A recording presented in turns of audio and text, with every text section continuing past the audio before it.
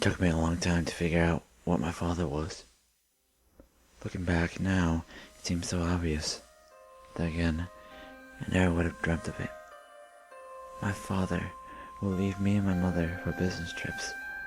He would go all around the country, but making sure to hit every city. He had a big list of towns which he crossed names off of. I always assumed he was a traveling salesman, until the day I went with him. Of course, he didn't bring me in with him, but he left me at a hotel. He'd leave in the middle of the night, then return in the morning. We stayed in that town for about a week. I must have been no more than 13. One night, he came back looking terrible. He collapsed on the bed and fell asleep, leaving the bag he brought in with him on the floor. I should have never looked, but I did. I was curious. I wanted to be connected to my father, to know him better. I crept out of bed. It was as if the thing in the bag had called me. I walked up and opened it. I've never known what I saw in there. All I know is if I think about it long enough, my head starts to hurt. But the next thing I knew, I was on the ground with my dad over me. He was pale and scared. I've never seen my father scared. He gave me a tissue and told me to wipe my mouth. The tissue turned red. I didn't even know I was bleeding. We went straight home that night, and I was never allowed to come with him again. A few years later, I came home to hear my dad talking on the phone with someone.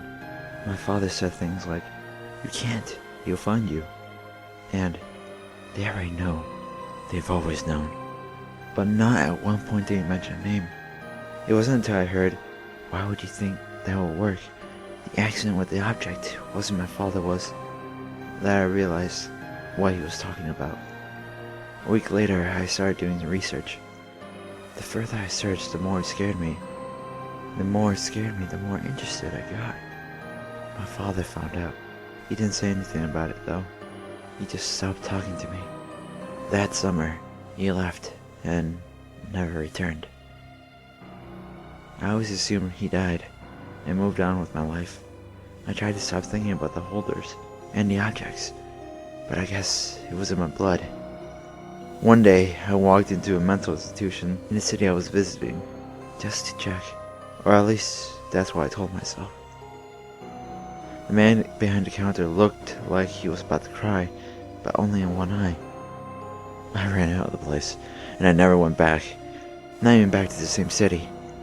I swore off the research and tried to get on with my life, until I got the call. It was him. He told me he was dying, and that this was the last time I could see him. How could I deny him the chance? He was alone in the hospital room. I sat down beside him. He didn't look ill at all. He looked quite well. I felt nervous, wondering why he called me. He apologized to me for bringing me along. He told me that because I now knew, I could never stop looking for them. I asked him a question I could think of, the one question that had been bugging me ever since I learned. I asked him why he started looking. He smiled. He opened a drawer beside him and pulled out a scroll. He handed it to me, telling me it was the only one he managed to keep from them. I considered asking who they were, but I didn't. The scroll was covered in weird symbols, looking like a text. I couldn't read it and hadn't recognized it. It must be the language of the holders, I told myself. I asked him why he gave it to me. He told me he was going away. Dying? I asked. He shook his head and told me that death would be better, but that he could not let them have him. He needed to protect himself the only way he knew how. That's when I saw it, behind the flower pot on the nightstand beside him. The bag. I looked at my father. He told me that he and it would protect each other. It was the only time I had ever seen my father cry.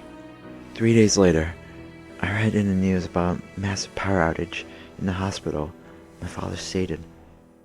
I got a call that day from the hospital. He told me my father was missing.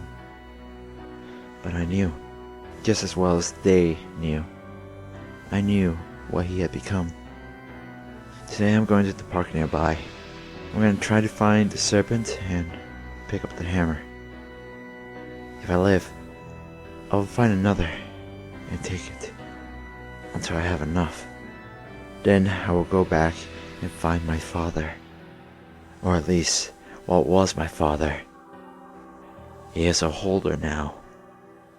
He has a new name. The Holder of the End.